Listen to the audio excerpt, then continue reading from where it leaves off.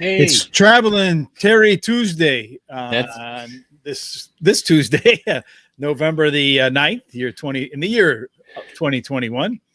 Terry, you've been moving around the West Coast on your way back from Del Mar back to your house outside of San Francisco, right? Is that what's going on here? that's correct. We're in Santa Barbara, California today, so Nice. it's raining though. It's going to be raining here in Chicago at some point today too. So I can feel your pain. I don't know what the temperature is there, but the temperature here is supposed to be somewhere in like the 40s or 50s. What's it like out there? It's about 55. So Same weather, just different locations. Right. For sure. But you have a little bit more money in your pocket as a result of yesterday's Terry's hot dog pick four. It came home, 50 cents turned into what, $332, right? Something like that. Yeah, right around there. Yeah. Well, you had like $18 like pick four. Was that your hot dog yesterday? 18 or 15 or 16, somewhere in there, but under $20. I think it was 16. So you were saying since we started this hot dog pick four, you've come to like the hot dog idea a little bit because you probably win just about as many times as you do when you don't have the hot dog pick four, but you put a lot less money into it, right? that's absolutely true because I also played our fly, which was I think $90, and of course it didn't win. So I could have just stuck with my hot dog, and that'd been it. Played it 4 times or something. Could have been better off. Well, we just didn't have the 6. All the other horses that we had, but that 6 came through in the second leg, flying late. Yep. And hopefully we can find a couple that fly late today, right into the fly 4, and we can go back-to-back days at Indiana Grand today, Terry. I'm looking forward to it. Should be fun. It should be, yeah. Before we get cracking, though, let's talk about a little bit of news today. Yesterday, we just kind of recapped Terry's experience at Del Mar. But Terry had the great fortune while he was at Del Mar to see. Well, you said did you leave before Knicks Go ran? Yeah, you did, right? I did, but I watched it on TV. I tell you, it was easier to watch it on TV than the seats that we had at the Breeders' Cup. So, if I was to go again, I would make sure I got seats that were a lot closer because especially as old as I am and my wife, we have a hard time seeing. And it was like we were way up there. They were like little teeny objects. Figurines. Yeah. It's like little kids moving like little figurines around, huh? Yeah. And one thing that I didn't care for was that Del Mar didn't turn any of the TVs on upstairs.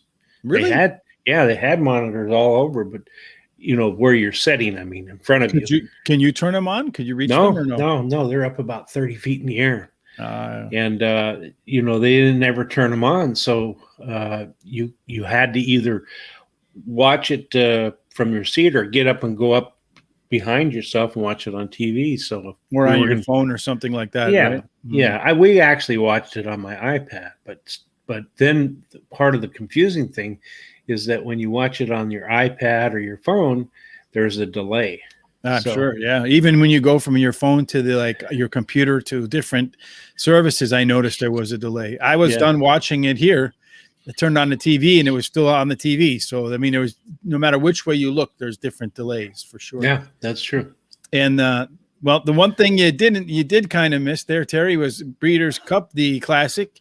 The champion, Knicks Go, and the, I think, third place horse, Essential Quality, are both going to retire already. That's right. They sure are. And they usually do that with the quality horses, the 3-year-olds that finish these classical races. They usually retire them to stud. That's where the money is really at. Yeah, a lot of them. You don't have to worry about them getting injured either, right? No.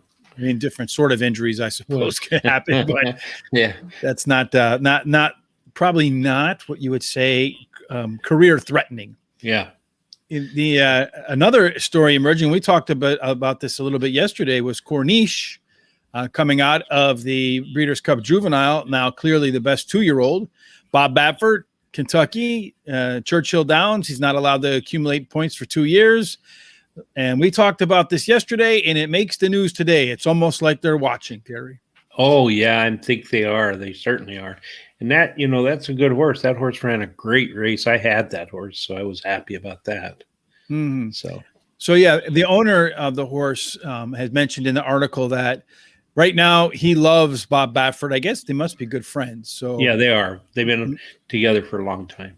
So he says for now he's going to continue to hold on to Baffert as the trainer of Corniche. but he'll eventually, or at least at some point, as he put it, do the right thing for the horse. So I suspect there's going to be, when they asked Baffert about it, he said right now his focus is on, making sure that everything plays out well in the Breeders' Cup for the horse, and that then, the upcoming schedule for Corniche is another important thing, and that they'll tackle the Churchill down stuff as it comes to pass, because I guess there's still a lot of, I don't know if there's litigation or something to go on there still, but it sounds like that. I think it would be interesting to see if the owner said, I'm going to stick with Baffert, and they really had this battle between Churchill and maybe the best 2-year-old horse, next year 3-year-old horse, not running in the Kentucky Derby. That would be really something. Yeah, I'd see where Baffert said, look at how Medina Spirit did. See, that proves that little bit of motion didn't affect it. And, I liked Medina Spirit. It was my second choice. So I actually hit that trifecta because those were my 3 picks. But Medina Spirit ran a great race. And, of course, Kicks Go, he was fabulous. So we got off to a little bit of a slow start. Some of the post-race analysis for Medina Spirit didn't get quite the jump that they were hoping for. So the jockey, John Velasquez, really didn't force the horse up into the pace with Knicks Go. And that's what allowed Knicks Go to get away and run pace, comfortable fractions to work to Knicks Go's favor. That's why the horse probably ran such an impressive race. So it's kind of interesting to see how a race from beginning to end, how every little step can make a difference, right? Yeah, and it affected his sets of quality too, because he didn't have the pace in front of him to run at. So those dominoes fell. Boom, boom, boom. That's it. And Knicks Go just went on its way. And this is, I think, to me, this is one of the things I found today. It's not really a story, but I think really a way. If you or your kids or your grandkids or somebody has a family member that's going to college and wants to be involved in the equine sports, I guess, the Jockey Club announced some scholarships. Terry, I think this is pretty good. It's available. Any of the Jockey Club scholarships, individuals must be residents of the United States, Canada, or Puerto Rico. Candidates have an option to apply for all scholarships, which they are eligible. However, they can win only 1 scholarship per academic year. Any equine breed or discipline preference will be given to candidates with expressed desire to secure employment in the thoroughbred industry. So if you want to work in thoroughbreds, or your grandkids or your kids, or maybe even yourself, right? Make sure you go over to the Jockey Club, and then there will be a link to the Jockey Club scholarships. We'll put it in the bottom of in the YouTube description. So if you're interested, go ahead and check it out. But they have a couple scholarships. The Jockey Club scholarship is $7,500 per semester. The Jockey Club Vision, which is for minority or minority ethnic groups. So that's $10,000 per semester. Yeah, for women, which is $10,000 per semester. There's a Jack Goodman scholarship if your child happens to be enrolled at the University of Arizona's Racetrack Industry Program. That's $3,000 per semester. And the Jockey Club Benevolence Scholarship, which is $7,500 for low-income kids. So if you want to get into the horse racing business and you're thinking about going to school and you're contemplating where to get the money, make sure you head on over to the jockeyclub.slideroom.com. Sounds good. I think so too. It's too bad. Maybe I should go back to school, Terry. Yeah, you could. You want to be a jockey? Well, for maybe like a camel or an elephant, I'm not so sure too many horses could hold me. Mules. You could do mules. A mule racing. Well, I'll do the racing that we talked about out in Wyoming, where it's like the wild, wild west, right? Yep. I'll be the one that they kick in the stomach, because that's kind of how life treats me anyway, right? It's true. So today, Terry, your best bet yesterday. How did your best bet do yesterday? Okay, well, my best bet yesterday, actually the top choice was scratched. So that left my second and third choice. My second choice ran out of the money, but my third choice won the race and paid $4 to win, 210 Always and 210. Yeah, it's either the first or the third. It's the way it is. But today my pick of the day is at Indiana Grand of race 4. And again, my first pick was scratch. So I redid this early this morning and changed it around. The number 4 was scratched. Did you move the third pick to the first pick? I moved. I should have. No, I just moved them up. The second pick became the first pick. So number 2, Overjoy likes the distance and the track and drops in class today. and he has the highest speed figure at today's distance, and his best dirt speed is fastest among today's starters. And to tell you the truth, when I was looking at this, I was really between the 4 and the 2. So it's okay with me for this to have happened. And my second pick's number 7, Alternate Nights, ran second versus Tougher in his last race, earning the highest last speed rating and drops in class today. And then I added as my third pick, number 6, Benny's Legacy, drops in class today and should improve at the shorter distance. He has a good trainer jockey combination who in the last 14 days have won 2 races out of 7 starts and 2/3. All right, sounds good, Terry. As you alluded to, you picked the Indiana Grand Race 4 because our Fly 4 today is going to be at Indiana Grand, starting in race 5. So, okay, opportunity perhaps if you want to play the late pick 5 to have some choices there with Terry's best bet, and hopefully he can hit an exacta trifecta, maybe a win bet. Keep an eye on that third place horse there because it seems to be the one that likes the winner's circle, right, Terry? That's right. And so yesterday, if you'd taken my 2 choices in the 4th race, you would, and then my hot dog, you would have hit the pick 5 because I did. How much did that pay? 400 or something like that.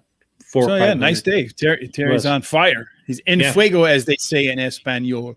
Yeah. So let's go ahead and see if Terry can keep the heat up today over at Indiana Grand. So we're going to move way up from the Southwest to the Midwest here in Shelbyville, Indiana. Mm-hmm. And we're going to start in race 5, Terry, which is 1 mile on the main track. They've had 103 races at the current meet. 76 were won by horses that are labeled early speed. 20 of them went wire to wire, Terry. And it looks to me like there is a little bit of an inside track bias. And when this first got started, Terry, it looked like we were going to have perhaps the single, like the what do you call it? A free pass, if you will, with the 2 horse, but it scratched the 2 to 5 morning line favorite. And then before that, the horse that I thought that might give the 2 horse a challenge, the 3 horse also scratched. So Absolutely. This race went from one where you felt like you had a pass to race number 6 to where anything had happened. That's right. Absolutely. went from what you thought might be a lock to kind of wide open now. So with that in mind, so it is a wide open race. How are you going to start it, Terry? Well, I like the number 1 horse, Plemmonston, I think it's how you pronounce it. Yeah, we'll call it Plemmonston. Perfect. Yeah. And he made up a lot of ground after hopping at the start in his last race, and he was 5th, but of course he topped at the start. Mm-hmm. And he was beaten by 5 lengths, but he made up about 8 to 10 lengths. He starts from the rail post today, which is winning at 22% clip.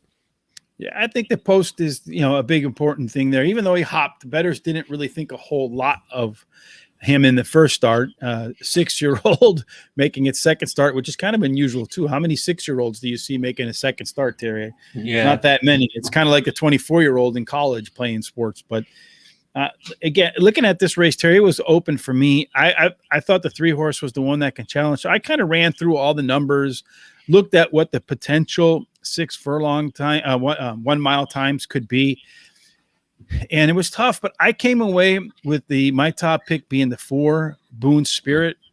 It's the 3rd time. Last race was its 3rd off a layoff. I mean, it's raced 11 times, hasn't done much in its life, but showed some early pace improvement last out, despite going a little bit longer, Terry. And if you just look back to a 1 mile race that it ran at Indiana Grand not too long ago, you'll see that the 4 horse ran one of the fastest 1 mile times. Now, it was on the turf, not on the dirt, so he's going to move to dirt now. But if he can run anything remotely close to similar, the time that and usually what turf times are a little bit slower than dirt times anyway, but he can run anything remotely close to what he ran on July 6th, which happens to be my birthday, then I think the 4 horse is the one to beat. Yeah, okay. I didn't pick it, but I'll go with that since I think this is really a wide open race. That is pretty wide open. Who else do you like? Okay, I like number 5, One Last Hand. He can improve while trying dirt and drops in class today. And the trainer wins 23% of the time when he takes a horse to their first route race. He has a hot jockey in the last 7 days who's won 3 out of 11, 3 seconds, and 2/3. It's another one that was not really well bet in its debut. But it does get the top jockey at the track, Marcelino Pedroza Jr. I was looking at his numbers. He does the best at distances and sprints, turf and grass. So Marcelino is the top jockey there. I figured he's got to select the horse that he feels like has the best chance to win. So I did have the 5 as my my third pick, right where the 5 horse is. And I feel like, Terry, looking at this race again, I just ran through all the numbers and looked to see who can run the fastest mile. And the number 7 horse looks to me like it can run the fastest mile. If you go back to its last race on the turf, before it went on break in August, it got claimed by Mike McCarthy and now is in the Raymond Paquette barn. If you look back to that race on August the 9th, it ran 1 mile. The winning time was 1:39.4, which is pretty not too slow. That would definitely win this race, I think. Was 5 1/4 lengths behind. So typically, a length is a fifth of a second. Is kind of the rule of the thumb to use. So every 5 lengths would be 1 second. So you tack a second, maybe a tenth onto that. He would run it in 1:40.5. If he can run the mile today at Candy Curl in 1:40.5, I think he wins. Yeah, and I agree with you because actually that is my third pick. It's had run second once and 2/3 this year. He has some really good early speed, and I think he'll probably go out maybe with the 3. So, and this is a race too where originally the only horse that showed like it was going to have any early pace was the 3 horse. I think the 7 horse is the one that's most likely, or the 4. To get to the front out of the gates, because with the 2 and the 3 scratching, nobody else has ever shown any interest in being in the front. The only wild cards on that are the 1 and the 5, who we also have because we just don't know how they're going to run in their second race. The 1 had excuses in its first race. The 5 ran evenly against tougher competition. So maybe they both show a little bit more foot early on against a lighter crowd.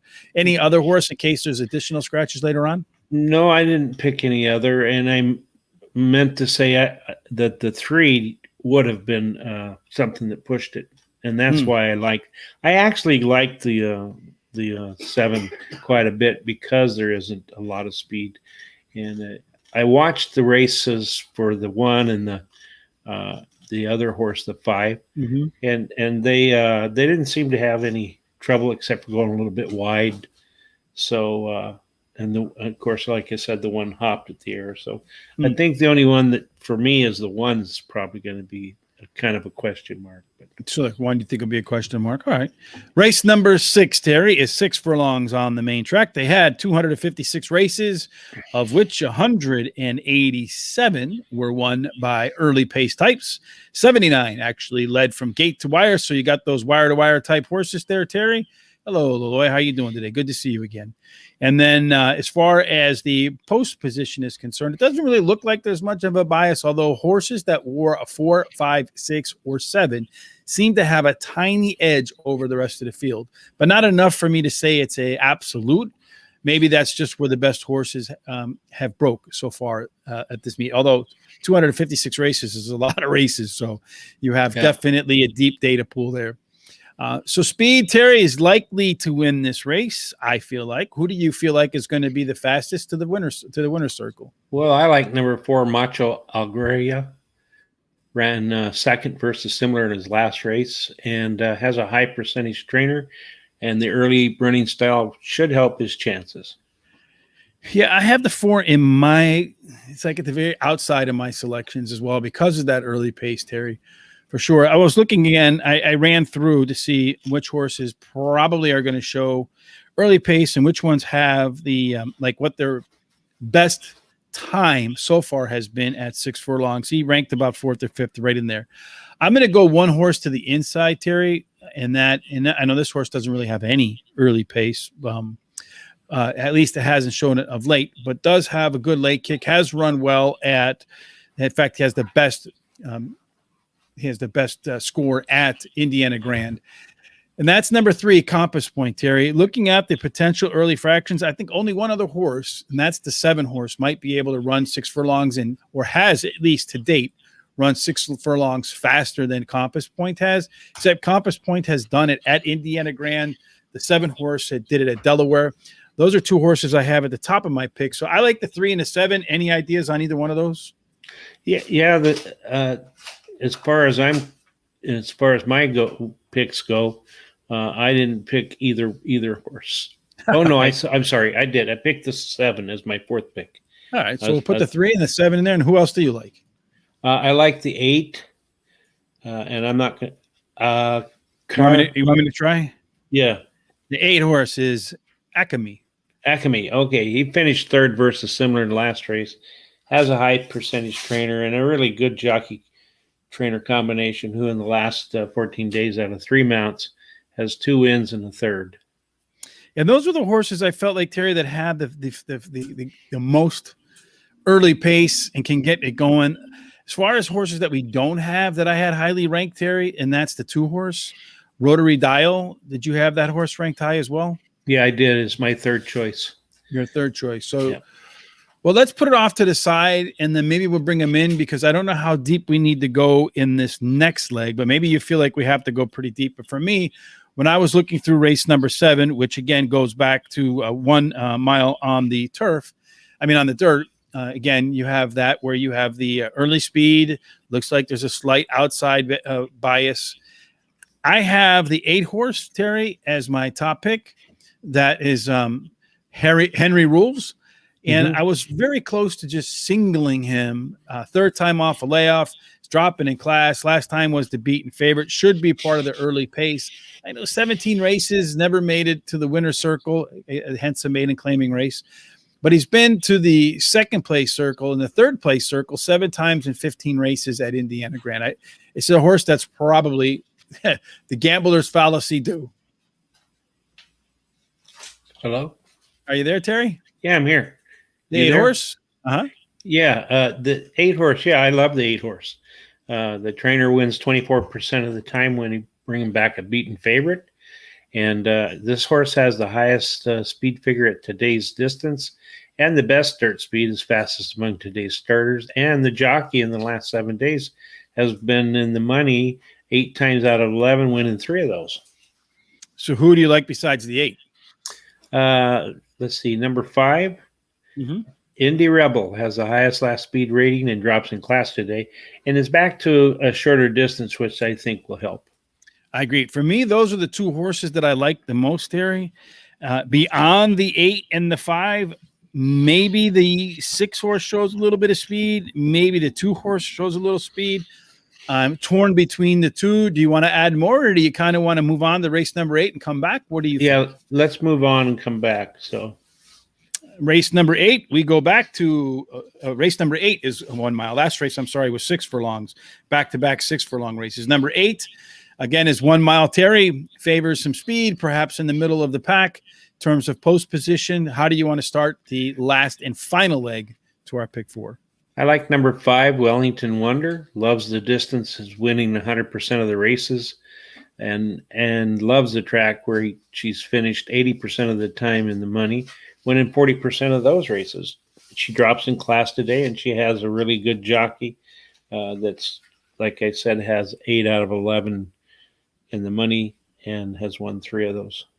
Absolutely. For me, Terry, I think I had the 5 horse as my top pick as well, Wellington Wonder. Looking at the next pick, but I think it's kind of wide open.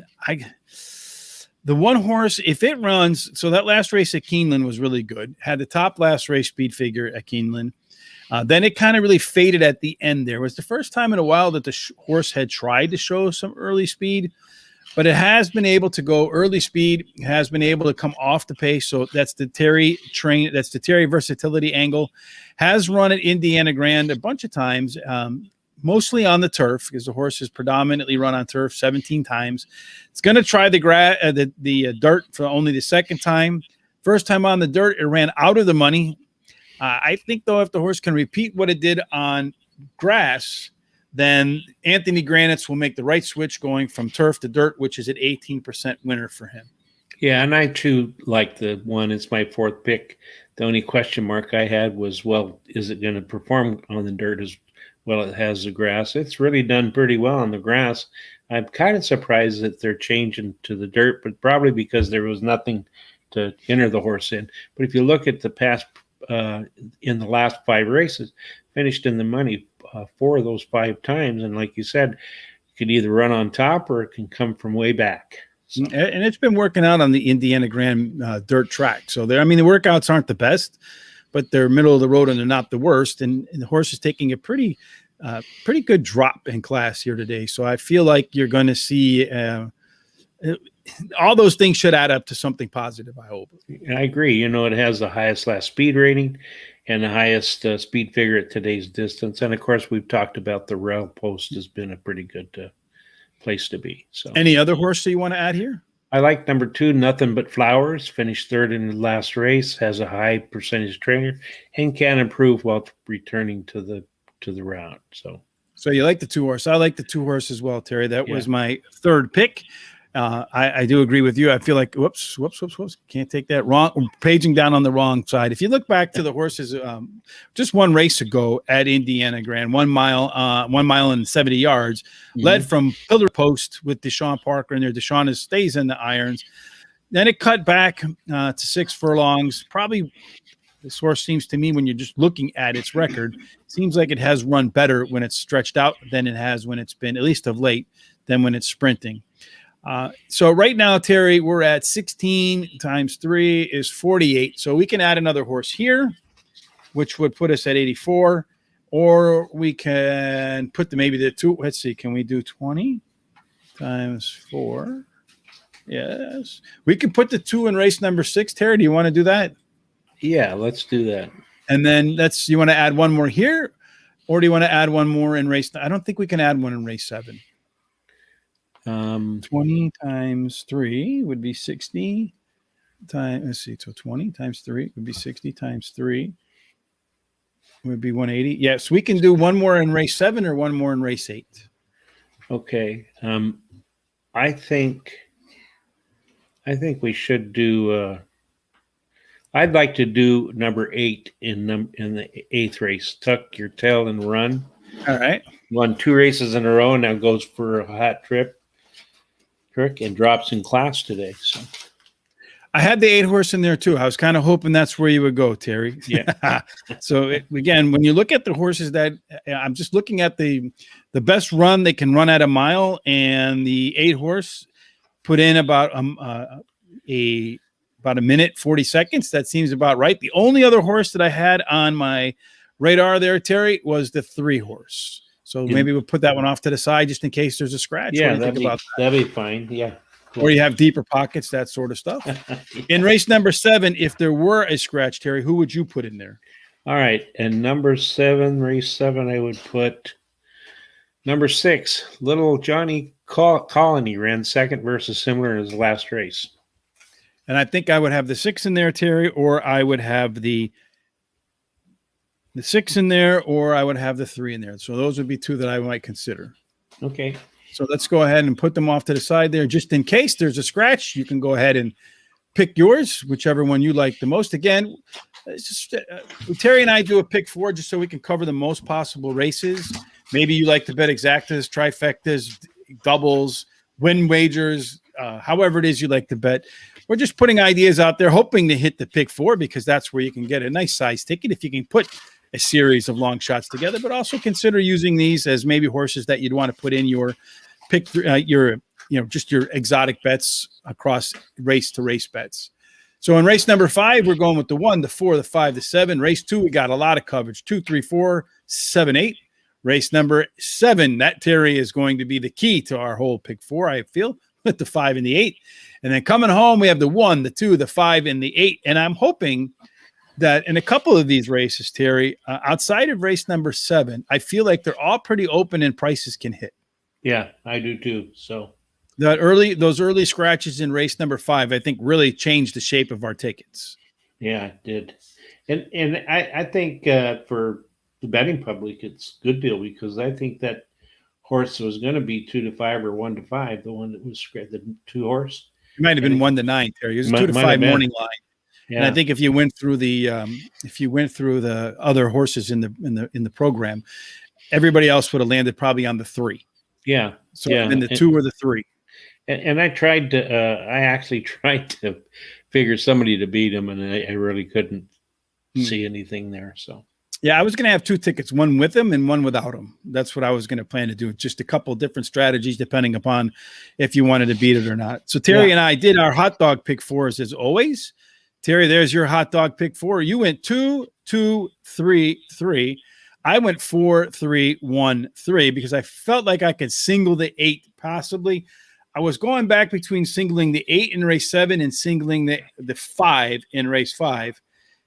Tell us about your ticket. Okay, and I like in the 5th race the 1 and the 5. 6th race I picked the 4 and the 8. 7th race the 5, 6, and 8, and the 8th race the 2, 5, and 8. And I just sort of spread out because I wanted a little bit more coverage than I didn't want to really single a horse. So yeah, and a lot of these races singling might be dangerous, but I figure you got to take a stand somewhere. And unfortunately, Terry, there's no way for us to come home with the 2 hot dogs and a fly today because in race number 6, we have the 2, 3, 4, 7, and 8, and there's not one horse that you and I have that overlap, Terry. And so what does that tell you? It tells you that race is really wide open. So. And that's the one that we loaded up on picks in terms of the fly 4, right? That's the one where we went 5 deep. So hopefully we get the 5th highest odds or the highest odds on the race, right? But the 5th highest odds that we pick. Of course, we always do our 3P parlay, Terry. Today you did yours at Indiana Grand. You started off in race number 1. Tell us what you got here. Okay, number 1, I got the 5. It's a 10-1 morning line, and I really like it. Yeah, I'm going for a price there. It's been in the money, I think, 50% of the time in its career. And then in the race 2, I went with the number 2 with Bold Business. I think that's morning line's second choice. And race 3, I have number 3, Shy Money, which is the favorite, I think. And if you look at our picks, this was not done purposely, but they're like inverted. You went 5, 2, 3. I went 3, 2, 5. At Finger Lakes, I started in race number 5 with Stony Braxton. In race number 6, the 2-horse Busted Credit. In race number 7, Big Red Girl. All of those are our best bets over at Guaranteed Tip Sheet. So if you're looking for picks today for every single race, every single track, and you want some best bets, which we put in the money at about, I think yesterday's best bets were in the money 70% of the time. Head on over to Guaranteed Tip Sheet. Get your picks for today, tomorrow, and every day at guaranteedtipsheet.com. Terry, that wraps up this Tuesday. You're going to be traveling some more today, right? That's correct. We're going to go to Cambria today. So that's about 2.5 hours from here, 2-3 hours. And then you'll be home in your own bed by Thursday, right? Yeah, well, Wednesday, actually. Tomorrow's Wednesday, right? So we're spending the night in Cambria tonight, and then Wednesday we're going to go home. Unless I get tired, then if I get tired, we'll stop on the way home to another place. So yeah, it's a nice thing about doing horse for a living, right? That's right. You can take your job anytime, any place, anywhere. That's right. Absolutely. For sure. 100% for sure. So if you like what you saw today, folks, a couple things. Tell your friends about us and let them know about us on Facebook, Twitter, Instagram, TikTok, however it is you communicate. Again, if you know anybody who is interested in the equine degree, we'll link to the scholarships for the Jockey Club in the description. Make sure you pass that along to people it might be of use for. Terry, if they like what they saw and want to see it again, what ought they do? Well, they should go to Twitter and retweet us. They should go to Facebook and give us a thumbs up. I like at Facebook. Like us at Facebook. Yes, like us. I'm not. Thumbs up. Like their like is a thumbs up. So. Oh, all right. Yeah, and then they should go to YouTube and subscribe to us. So yes, and hit the bell, and that way we can get over 1,000 subscribers. That's our goal. Help us get there by telling your friends, so that we might be able to make 15 cents a month from the folks at YouTube, Google. Meanwhile, Terry and I, or at least Terry, his back hurts today. He was telling me before he came on the show, he's like, "Damn it, Rich, my back hurts. You better do all the lifting today." That's true. Yeah. But yeah, so we might make 15 cents while Terry's handing out $330 pick fours. Hopefully we have one like that today. Terry, any words of wisdom? I know you always like to have something nice to say before we get up and get out of here. Well, I just hope everybody is careful with the weather changing and has a good week. I hope that if you're betting the races, you put lots of money in your pockets. I've been doing fairly well since last Friday, so I'm not too disappointed. It's fun when you're doing well, but it's fun. I have fun whether I do or not. Just be I hate safe. losing. Yeah. I think I hate losing more than I like winning, Well, Terry. I don't like to lose either, but if I really hated it, I would quit doing this, and I don't hate it. So, I just enjoy the fun of the competition, and I like the fact that you have to put in some brain power. It's not like pulling the slot machine handle. That bores me. This way, you have to at least think about things and look at it, that kind of stuff. So, anyway, everybody just be safe and have fun this week. Enjoy yourself, and I'll see you probably tomorrow. Yes, we'll see Traveling Terry on Wednesday on Hump Day at another location tomorrow. And then, of course, we always hope that you do stuff your pockets full of cash, to quote Carl Broberg, and that we see every single one of your picks, especially ours, Terry. Where? In the winner's circle. Absolutely. Have a fantastic Tuesday, everybody.